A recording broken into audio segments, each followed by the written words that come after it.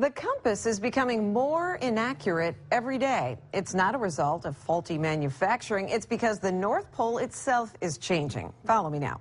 This problem is actually so drastic that workers at Tampa International and Peter O. Knight airports are rushing to make changes. And Brooks Garner, our meteorologist and local science, do we dare say nerd, spent the day looking into this polar shift. When most people hear North Pole, they think of Santa Claus. And while he'll always be at the very top of the world, there's also a magnetic pole, which is produced by fluctuations or flow of iron in the core of the Earth.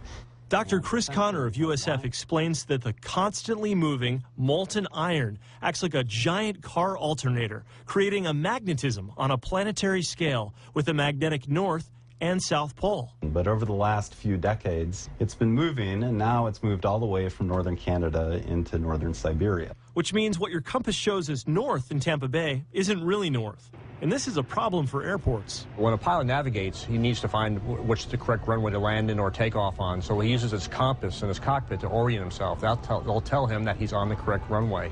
Robert Burr of TIA says runway 36 originally pointed due north to 360 degrees.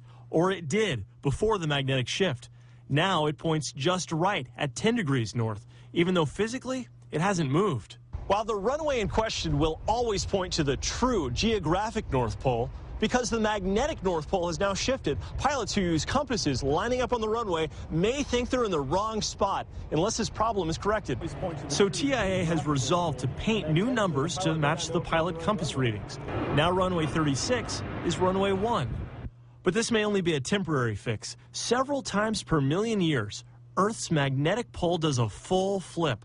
At first, it becomes disorganized, with new poles popping up in odd places like the equator, bringing the green and red northern lights to the skies of Florida. The last shift was over 700,000 years ago, leaving some to say we're due. Some people have speculated that there's a shift beginning, which may explain this recent fluctuation. But because our lifetimes are a blink of an eye in the geological timescale, it's too soon to tell.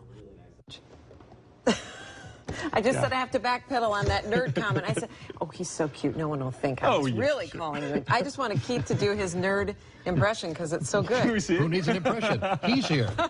No, Brooks. Exactly. Hey, listen, but you said something interesting to me, yes. that birds and wildlife out there could actually be confused by all of this. If, in fact, birds navigate by compass direction, an internal compass, which some theorize they do, if, in fact, the poles shift, it's possible, and this is obviously not going to happen now, but maybe in a couple hundred years or longer, we don't really know. It's possible you could have Canadian geese migrating to Hawaii instead of Canada. Wow. Hey, a North Pole could pop up over Tahiti. You could have northern lights in the south equatorial regions. Pretty crazy to think about. Yeah, it is kind of mind-boggling to think about, but it's serious too, especially if an instrument of if you're a pilot, air or sea. I mean, your destination 10 degrees. 10 degrees doesn't sound like a lot, but if you go one direction for 1,000 miles and you're 10 degrees off, that could make all the difference. Absolutely. Well, that's very fascinating. Yeah. Thank you for clearing that up. You got it. Nerd. We're both nerds now. I love it.